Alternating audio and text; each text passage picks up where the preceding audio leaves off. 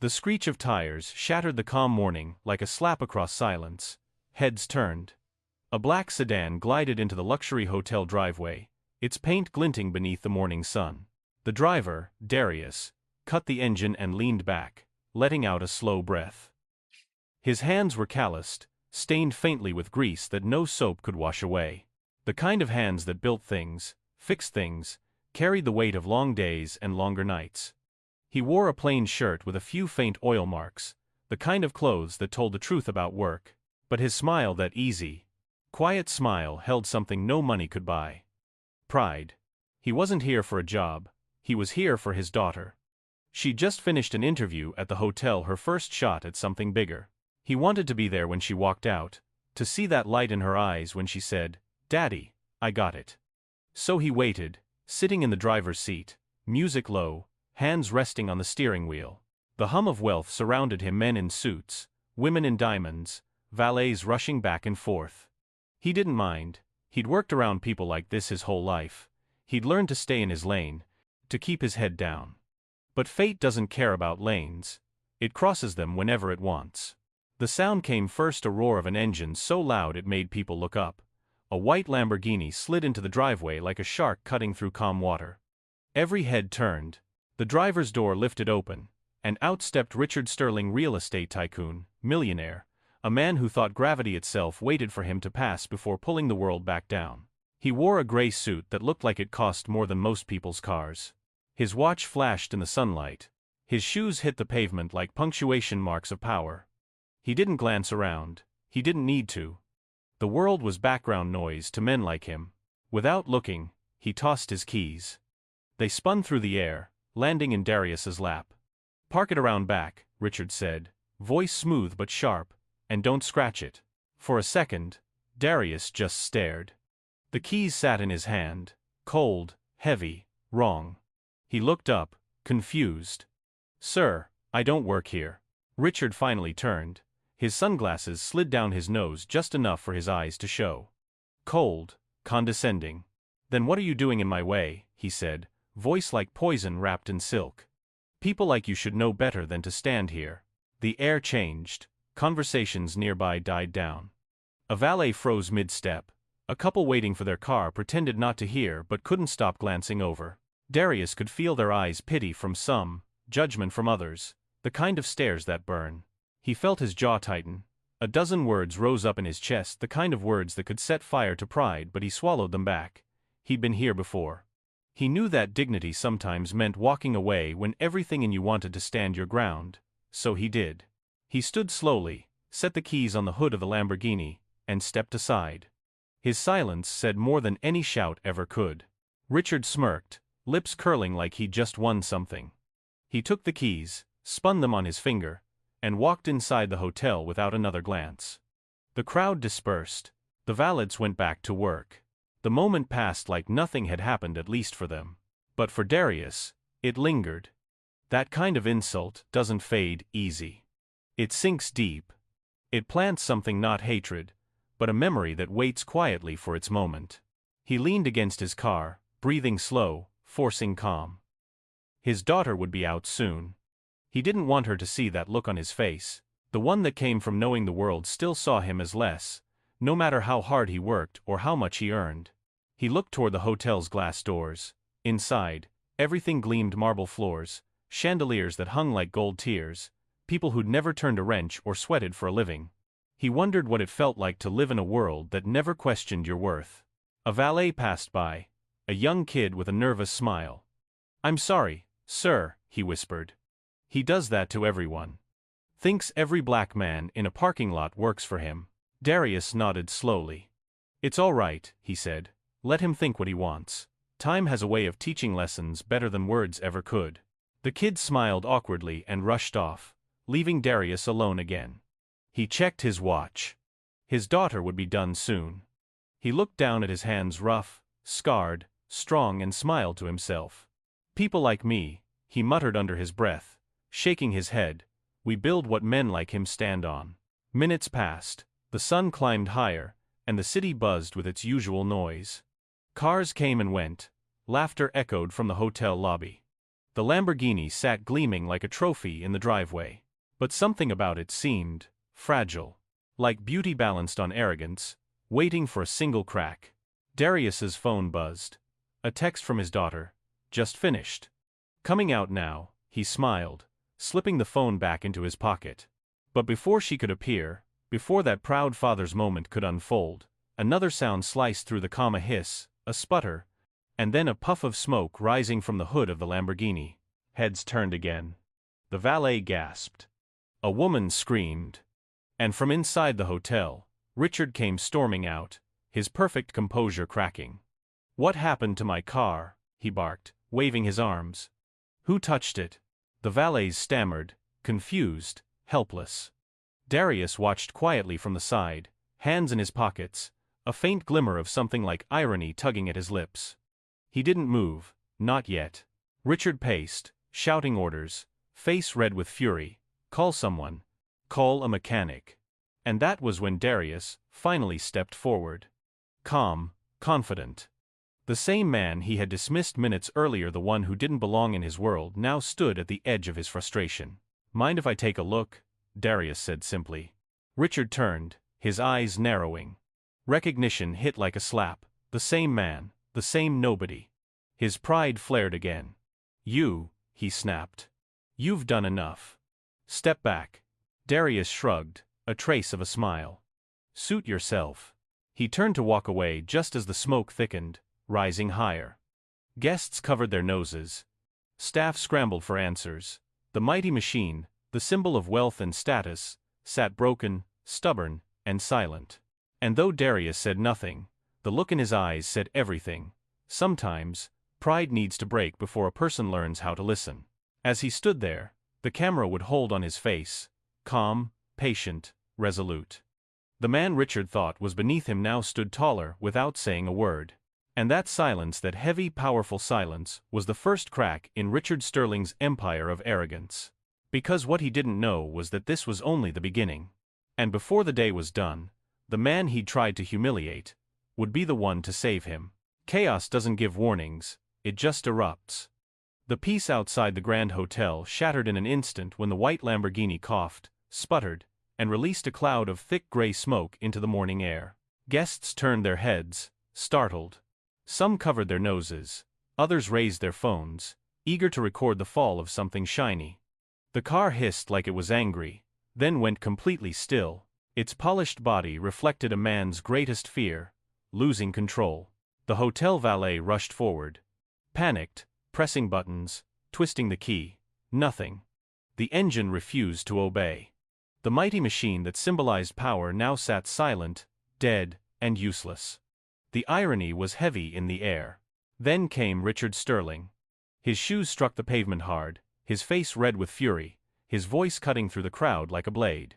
"What happened to my car?" he roared, each word burning with humiliation.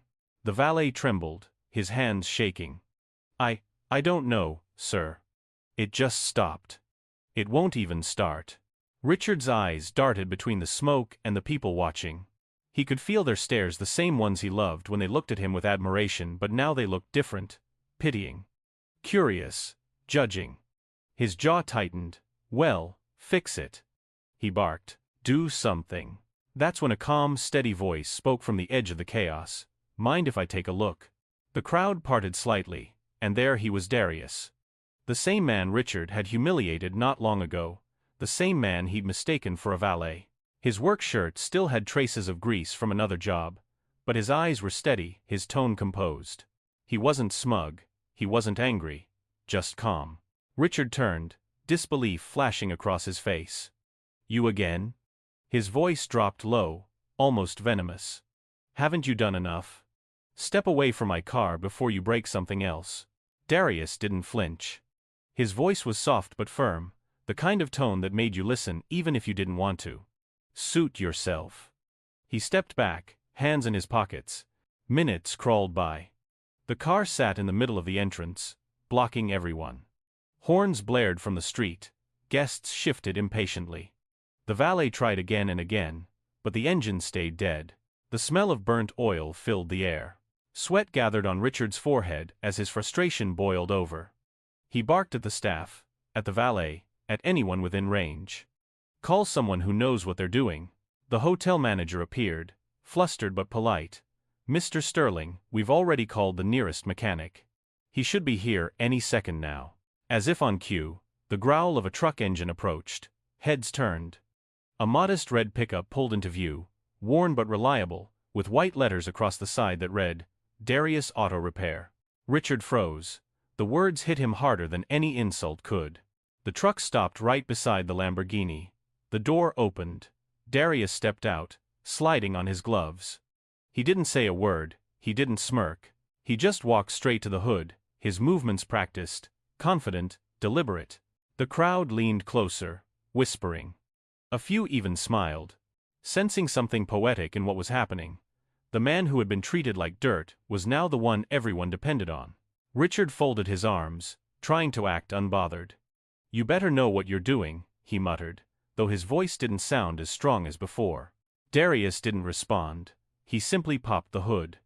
The smell of burned oil and overheated metal hit him instantly, but he didn't flinch. He reached into his tool bag, pulling out a small wrench and flashlight. His hands moved with a kind of grace, quick, sure, precise. This was his world, and in it, he was king. Sweat glistened on his forehead as he worked. The crowd grew. Even the valets stopped what they were doing to watch. Time seemed to slow.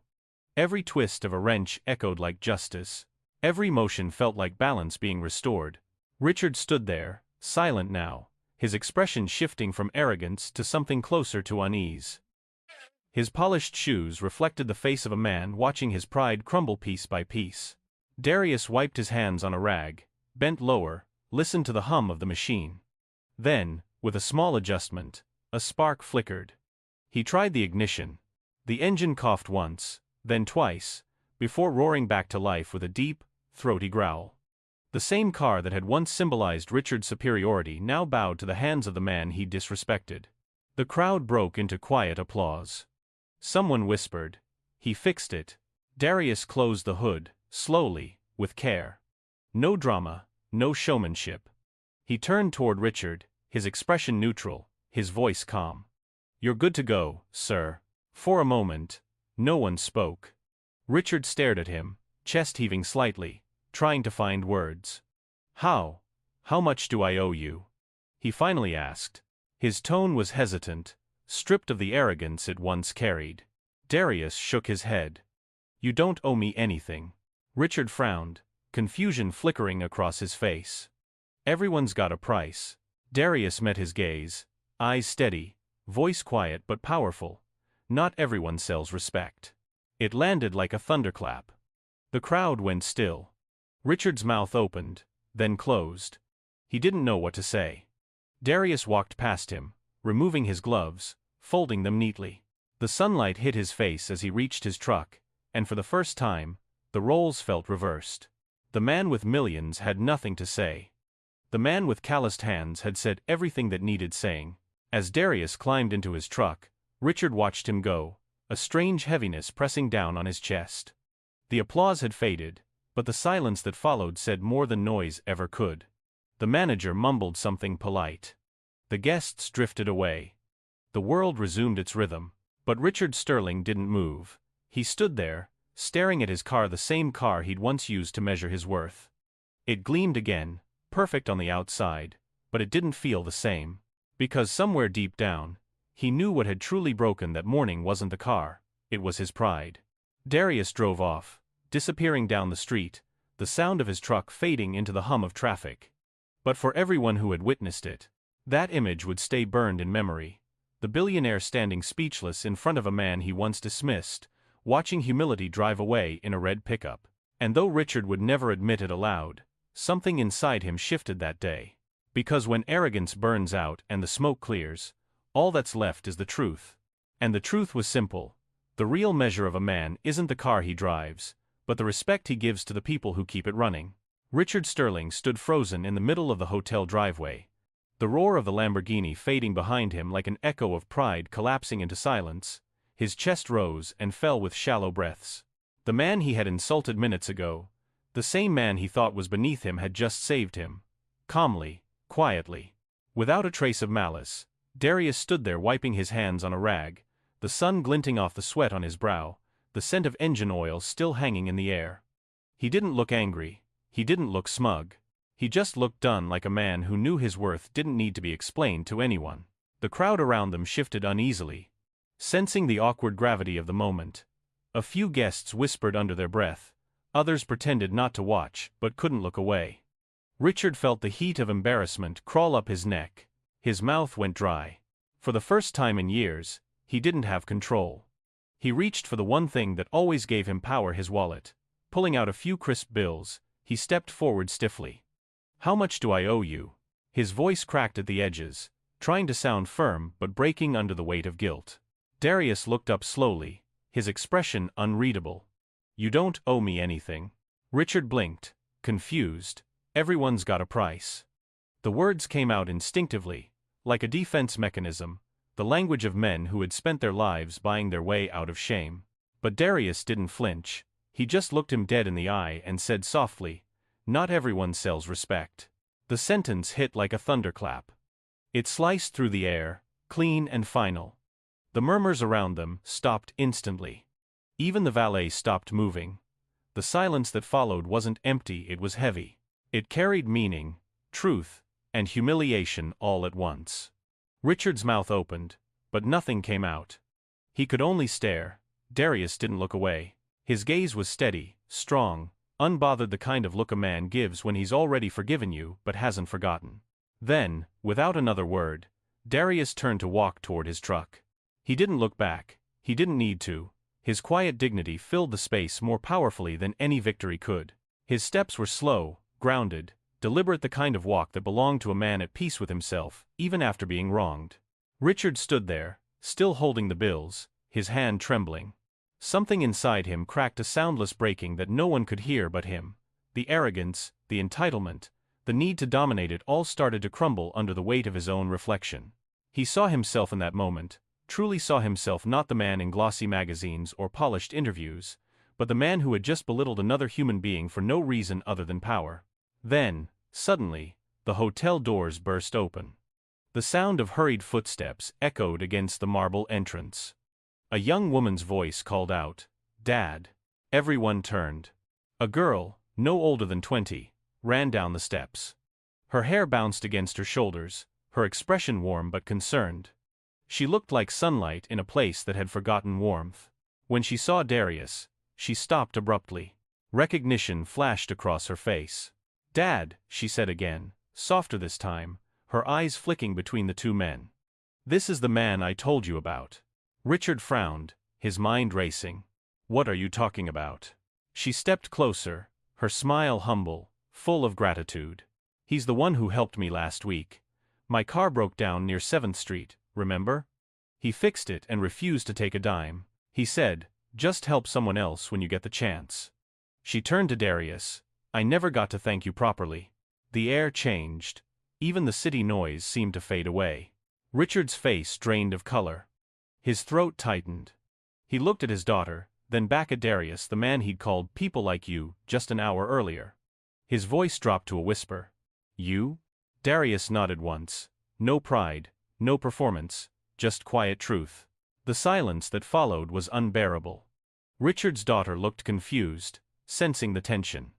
"Did something happen?" she asked softly, looking from her father to Darius. Neither answered. Darius gave her a gentle nod. "You raised a good one," he said to Richard, his tone kind, but his eyes saying something deeper. Then he turned, walking toward his truck, the sound of his boots steady against the pavement. As he climbed inside, the crowd's eyes followed him, the man who had been insulted, dismissed, humiliated, and yet somehow walked away as the only one with honor intact. He didn't need applause, he didn't need revenge. His victory was silent, the kind that stays long after the noise fades. Richard stood frozen. His daughter's words echoed in his head. "He fixed my car for free." The irony cut deep. The man he thought was beneath him had done for his child what all his money, all his status, never could. He had helped without expecting anything in return. He looked at his hands, the same hands that had tossed those car keys like they were tossing away a person. The weight of shame was heavy now. It pressed down on his shoulders, bent his pride until it hurt. He couldn't even look at his daughter. "Dad," she said softly, confusion turning to disappointment. "What happened?" He swallowed hard, eyes still on the ground. "Nothing," he said quietly. "Just a lesson I should have learned a long time ago." She frowned, not understanding. But he didn't explain. Some truths don't need to be spoken aloud, they're felt in the gut, burned into memory. As Darius's truck pulled away, Richard watched the taillights disappear into the distance.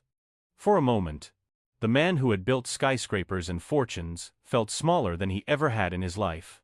Because for the first time, he realized what real wealth looked like, and it wasn't parked in his driveway. He felt his daughter's hand slip into his, gentle, forgiving. "You okay?" she asked. He nodded faintly. "I will be," his voice cracked. Someday. That night, long after the crowd had gone, Richard sat alone in his office, staring at the reflection in his window. The city lights glimmered below, but all he could see was that mechanic's face, calm, unbothered, and full of something money could never buy: respect. He whispered the words to himself, almost like a confession. Not everyone sells respect. And for the first time, he understood what that meant. Because in that moment, it wasn't the car that had been repaired, it was something inside of him, something he didn't even know was broken. And as the night settled over the city, the man who had everything finally realized how little it meant without humility. Because some lessons don't come from power. They come from the people you least expect, the ones you look down on, until life forces you to look up. And from that day on, Richard Sterling never looked down again. Evening slid over the edge of town like a slow breath, turning the sky the color of old steel and washing the streets in a tired blue. The little garage sat between a laundromat and a shuttered pawn shop, its roll-up door open just enough to spill a warm rectangle of light onto the cracked concrete. Inside, the radio hummed low. A socket clicked. A small fan pushed air that smelled like oil and patience. Darius was on his back under a tired sedan, forearms shining with a thin gloss of sweat, eyes focused, mind quiet. He listened the way good mechanics listen, not just for the rattle and the knock, but for the story inside the sound. Footsteps entered the light, not the kind that announce power. The careful kind, the kind that hesitate at the edge, deciding if they deserve to go farther. Darius rolled himself out on the creeper. He wiped his hands on a rag that would never be clean again. He saw the man before the name. No suit, no tie, no cameras. Just a face that had been busy with pride all morning and busy with shame all afternoon. Richard Sterling stood there, holding a small white envelope like it might burn him. His voice came out softer than money. "For the repair," he said. Darius didn't reach right away. Silence does work that words can't. He took the envelope after a beat, slid one finger under the flap, and pulled out a check. Not to him, to something bigger than both of them. Darius Youth Automotive Program. The number was heavy, but the name was heavier. He looked up. Richard cleared his throat and glanced at the benches, the pegboard, the hand-drawn diagrams, the line of second-hand stools waiting for Saturday.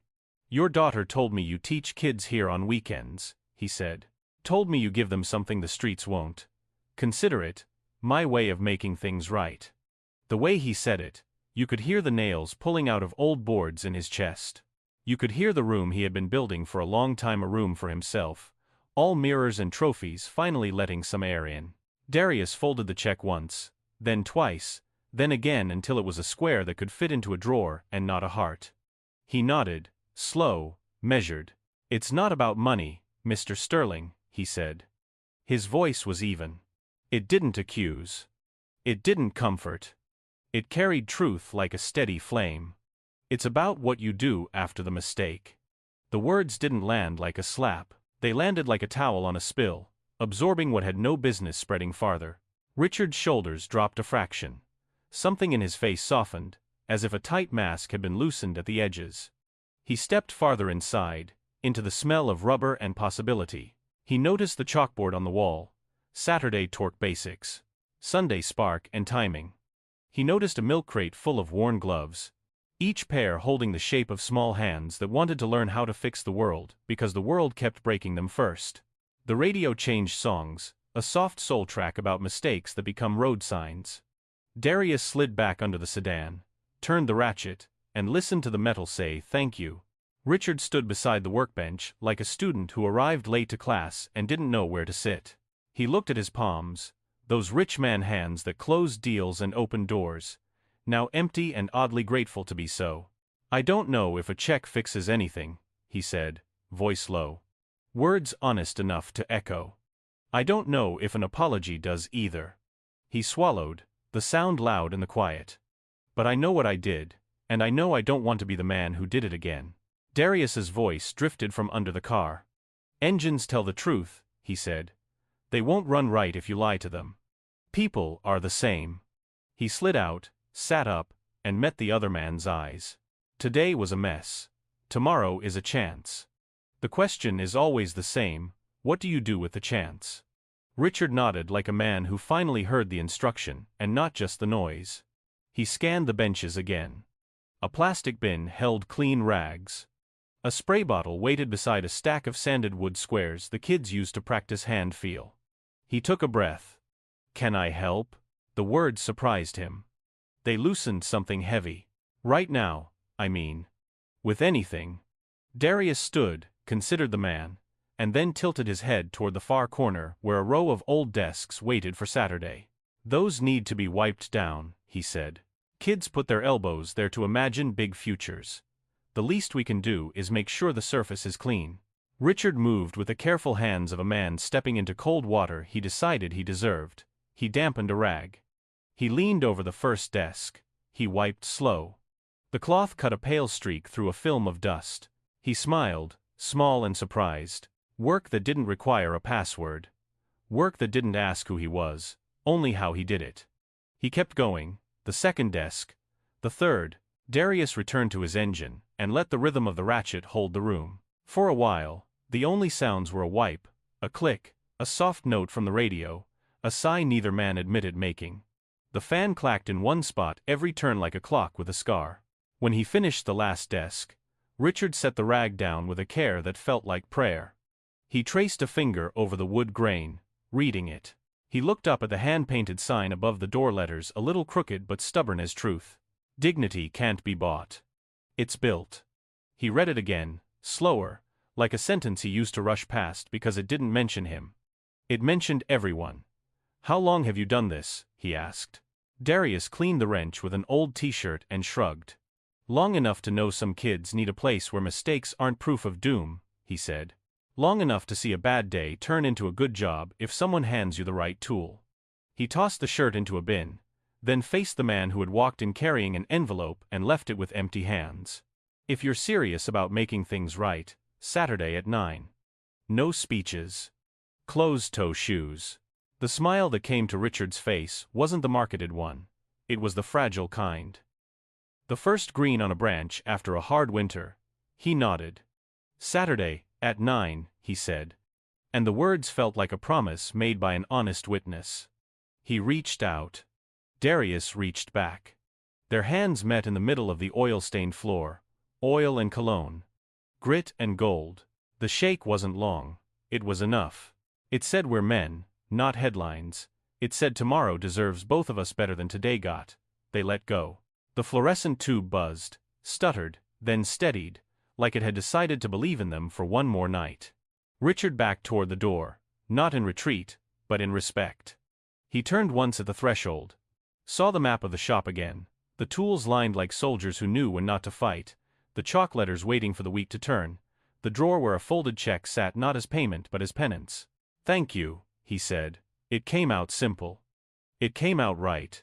He stepped into the blue of evening. His polished car waited at the curb, small now, just a machine. The engine purred when he asked it to, no louder than it needed to be. He pulled away slow. The headlights slid over the sign out front and made the words glow like they were lit from inside. "Dignity can't be bought. It's built." He read them a third time and took them with him.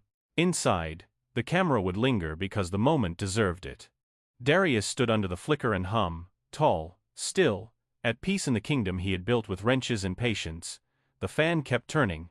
The radio faded to a thin line of harmony before the DJ's voice came on to talk about the weather and second chances. He clicked it off and listened to the kind of quiet that comes when the work of the day has been honest. He washed his hands at the sink, the grease leaving but the story staying. He looked at the empty desks, ready for elbows and questions. He breathed in, slow. He breathed out, slower. And if a voice spoke to carry this scene to those who need it, it would say what the heart already knows. Some people chase wealth to prove their worth. But real worth is proven when you respect the hands that keep the world moving. Status fades, character stays. And humility, once learned, never breaks down.